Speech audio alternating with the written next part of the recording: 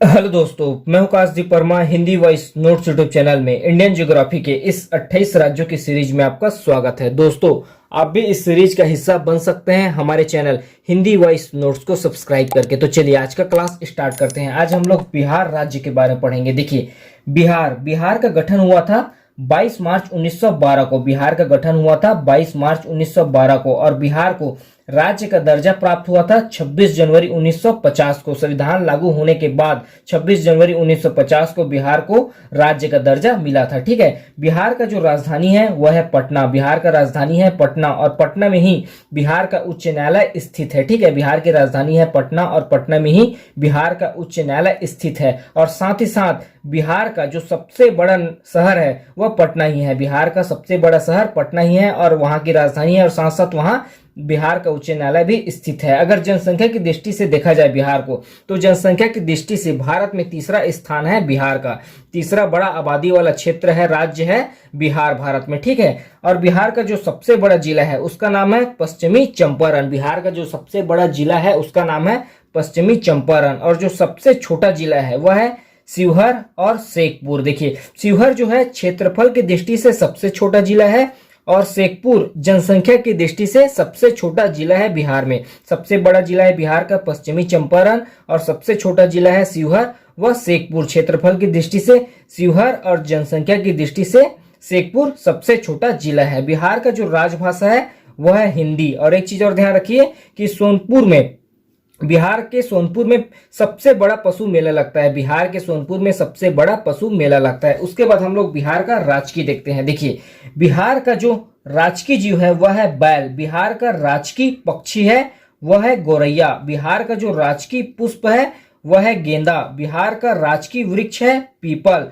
बिहार का राजकीय खेल है कबड्डी और बिहार का राजकीय चिन्ह है बोधि वृक्ष। देखिए, बिहार का राजकीय जीव बैल, राजकीय पक्षी गौरैया, राजकीय पुष्प गेंदा, राजकीय वृक्ष पीपल, राजकीय खेल कबड्डी और राजकीय चिन्ह है बोधि वृक्ष। उसके बाद बिहार की प्रमुख जाति भाषाएं देखते हैं। बिहार की प्रमुख जाति भाषाएं, ठीक है, बिहार की प्रमुख जाति भाषाएं हैं भोजपुरी, मैथिली, अंगिका, मगही। ठीक है, उसके बाद बिहार में बहने वाली प्रमुख नदियां देखते हैं। देखिए, बिहार में बहने वाली प्रमुख नदियां हैं गंगा नदी, बागमती नदी, कोसी नदी, बूढ़ी गंडक नदी और घाघरा नदी। ये सब नदी बिहार की प्रमुख नदियां हैं जो बिहार में बहती है। उसके बाद बिहार के प्रमुख पर्यटन स्थल देखते हैं। देखिए, बिहार का प्रमुख पर्यटन स्थल है पटना, गया, नालंदा, राजगीर, वैशाली, सीतागढ़ी, हर मंदिर, गोलघर, खुदाबख्श पुस्तकालय। उसके बाद बिहार के प्रमुख खनिज तत्व और कौन कौन से खनिज किस किस स्थान में पाए जाते हैं इसको देखते हैं। देखिए, बिहार में मैग्नीज मुंगेर व गया में पाया जाता है। बिहार में मैग्नीज खनिज मुंगेर व गया में पाया जाता है। बिहार में कोयला औरंगाबाद से निकाला जाता है, औरंगाबाद में पाया जाता है। चूना पत्थर रोहतास व कैमूर में पाया जाता है। ठीक है, गंधक रोहतास के अंजोर क्षेत्र में पाया जाता है। बक्साइट मुंगेर व रोहतास जिला में पाया जाता है। टीन गया व देवराज में पाया जाता है। उसके बाद हम लोग बिहार से संबंधित कुछ महत्वपूर्ण फैक्ट देखेंगे। ठीक है, देखिए, दुनिया का पहला गणतंत्र बिहार में बना। ठीक है, दुनिया का पहला गणतंत्र बिहार में बना। दुनिया के जो दो बड़े धर्म में से बौद्ध धर्म और जैन धर्म, इन दोनों धर्मों का जन्म बिहार में हुआ था। देखिए, दुनिया के जो दो बड़े धर्म में से एक है, पहला जैन धर्म और दूसरा बौद्ध धर्म है, इन दोनों धर्म का जन्म बिहार में हुआ। ठीक है, दुनिया की सबसे पुरानी यूनिवर्सिटी नालंदा बिहार में स्थापित थी। दुनिया की जो सबसे पुरानी यूनिवर्सिटी है जिसे हम लोग नालंदा यूनिवर्सिटी के नाम से जानते हैं, जो अभी खंडित हो चुकी है, उसके अवशेष अभी भी बिहार में स्थापित हैं। ठीक है, रामायण लिखने वाले वाल्मीकि बिहार से थे। रामायण लिखने वाले जो वाल्मीकि थे, रामायण के रचयिता वाल्मीकि थे, वह बिहार से ही थे। ठीक है, गणित का ज्ञान पूरी दुनिया को देने वाले आर्यभट्ट बिहार से ही थे। गणित का ज्ञान पूरी दुनिया में बांटने वाले जो आर्यभट्ट गणितज्ञ थे वह बिहार से ही थे। सिख धर्म के आखिरी गुरु गोविंद का जन्म बिहार में ही हुआ था। सिख धर्म के जो आखिरी गुरु थे गुरु गोविंद, इनका जन्म बिहार में ही हुआ था। और सर्जरी के जन्मदाता सुश्रुत भी बिहार से ही थे। ठीक है, दुनिया को राजनीति और कूटनीति का पाठ पढ़ाने वाले चाणक्य बिहार से ही थे। दुनिया को राजनीति और कूटनीति का पाठ पढ़ाने वाले चाणक्य बिहार से ही थे। उसके बाद हम लोग नेक्स्ट मैप में बिहार किन किन राज्यों से घिरा है और बिहार के कुछ फेमस जगहों के बारे में पढ़ेंगे। ठीक है, देखिए ये है भारत का मैप और भारत के मैप में इस वाले क्षेत्र में बसा हुआ है हम लोगों का बिहार राज्य। उसके बाद हम लोग बिहार राज्य की सीमा देखते हैं। ठीक है, देखिए बिहार का यहां से लेकर यहां तक का सीमा उत्तर प्रदेश के साथ लगा हुआ है। बिहार का यहां से लेकर यहां तक का सीमा उत्तर प्रदेश के साथ लगा हुआ है। उसके बाद बिहार का यहां से लेकर यहां तक का सीमा झारखंड के साथ लगा हुआ है। उसके बाद यहां से लेकर यहां तक का सीमा वेस्ट बंगाल के साथ लगा हुआ है, अर्थात पश्चिम बंगाल के साथ लगा हुआ है। उसके बाद बिहार का जो उत्तर का भाग है, ऊपरी वाले क्षेत्र है, यहां से लेकर यहां तक का सीमा हमारा पड़ोसी देश नेपाल के साथ लगा हुआ है। तो उत्तर प्रदेश एक, दूसरा झारखंड, तीसरा पश्चिम बंगाल। तो बिहार का सीमा 3 राज्यों के साथ लगा हुआ है, उत्तर प्रदेश, झारखंड और पश्चिम बंगाल, और साथ ही एक देश के साथ भी बिहार का सीमा लगा हुआ है, नेपाल देश के साथ। ठीक है, उसके बाद यही मैप को मैंने यहाँ पर थोड़ा बड़े रूप में बनाया क्योंकि मेरे को बिहार के कुछ प्रमुख जगह को डिफाइन भी करना है। ठीक है, तो यह है बिहार का मैप। बिहार के मैप में देखिए यहाँ पास है हम लोगों का मुजफ्फरपुर, यहाँ पर शहर बसा हुआ है बिहार का मुजफ्फरपुर। मुजफ्फरपुर चूड़ी एवं वस्त्र उद्योग के लिए प्रसिद्ध है और साथ ही शहद, आम और लीची उत्पादन के लिए भी यह शहर जाना जाता है। और ऐसा भी कहा जाता है कि यहाँ के लीची प्रधानमंत्री और मुख्यमंत्री, यहाँ के मुख्यमंत्री और देश के प्रधानमंत्री के लिए लीची यहीं से जाता है। ठीक है, और इसी शहर को मुजफ्फरपुर को स्वादिष्ट फलों के उत्पादन के कारण इसको संज्ञा दिया गया है स्वीट सिटी का। ठीक है, उसके बाद नीचे आते हैं, देखिए यहाँ पास है, देखिए यहाँ पास है छपरा।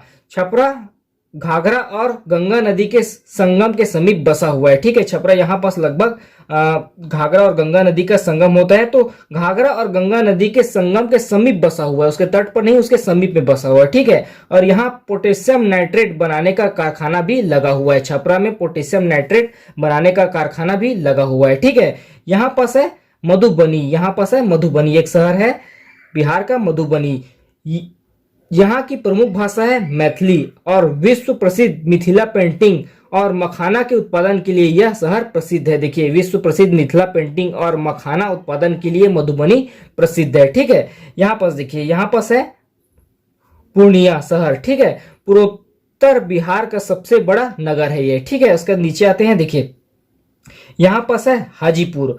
हाजीपुर पूर्वी मध्य रेलवे का मुख्यालय यहीं स्थित है। पूर्वी मध्य रेलवे का मुख्यालय हाजीपुर में स्थित है। उसके बाद नीचे आते हैं, देखिए यहाँ पास है बरौनी। बरौनी गंगा नदी के तट पर बसा हुआ है। बरौनी गंगा नदी के तट पर बसा हुआ है और यहाँ तेल शोधनशाला एवं Barauni thermal power plant station स्थित है। ठीक है, तेल शोधनशाला एवं बरौनी थर्मल पावर स्टेशन स्थित है। ठीक है, उसके बाद देखते हैं, देखिए यहाँ पास एक शहर है बक्सर। यहाँ पास एक शहर है बक्सर। ठीक है, गंगा नदी के तट पर यह शहर बसा हुआ है। 1764 में प्रसिद्ध बक्सर का युद्ध यहीं लड़ा गया था। देखिए यहाँ पास एक शहर है बक्सर, यह गंगा नदी के तट पर स्थित है।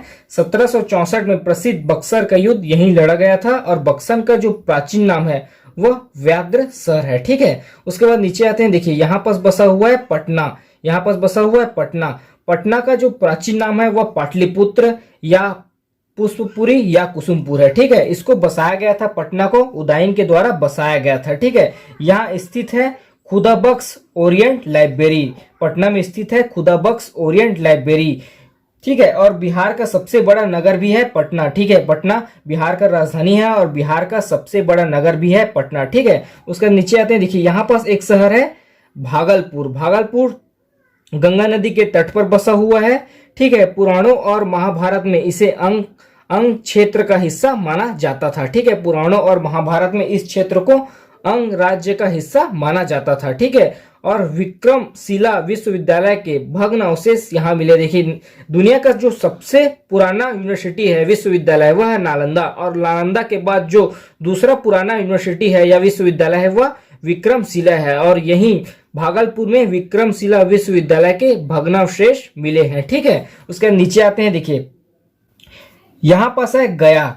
गया महात्मा गौतम बुद्ध को यहीं ज्ञान की प्राप्ति हुआ था। देखिए महात्मा गौतम बुद्ध को यहीं ज्ञान की प्राप्ति हुआ था और 2002 में गया को 2002 में यूनेस्को द्वारा इस शहर को विश्व विरासत शहर घोषित किया गया है। 2002 में यूनेस्को द्वारा गया शहर को विश्व विरासत शहर घोषित किया गया है। ठीक है, उसका देखते हैं, यहाँ पास है हम लोगों का औरंगाबाद। औरंगाबाद को कभी कभी क्या होता है, औरंगाबाद को पहले बिहार का चित्तौड़गढ़ कहा जाता था। ठीक है, उसके बाद देखते हैं, देखिए यहाँ पास है सासाराम। यहाँ पास क्या है, सासाराम। सासाराम में शेरशाह सूरी का मकबरा स्थित है। सासाराम में शेरशाह सूरी का मकबरा स्थित है। ठीक है, देश का प्रसिद्ध ग्रांड ट्रंक रोड इसी शहर से गुजरता है। देखिए सासाराम में देश का प्रसिद्ध जो ग्रांड ट्रंक रोड है इसी शहर से गुजरता है। ठीक है, और एक और जगह है नालंदा। ठीक है, यहाँ पास क्या है, नालंदा। नालंदा अपने प्राचीन इतिहास के लिए विश्व प्रसिद्ध है। नालंदा अपने प्राचीन इतिहास के लिए विश्व प्रसिद्ध है। विश्व के प्राचीन विश्वविद्यालय नालंदा का अवशेष यहाँ आज भी मौजूद है। तो इस पार्ट में हम लोगों ने बिहार राज्य के बारे में पढ़ा। अभी के लिए इतना ही, धन्यवाद।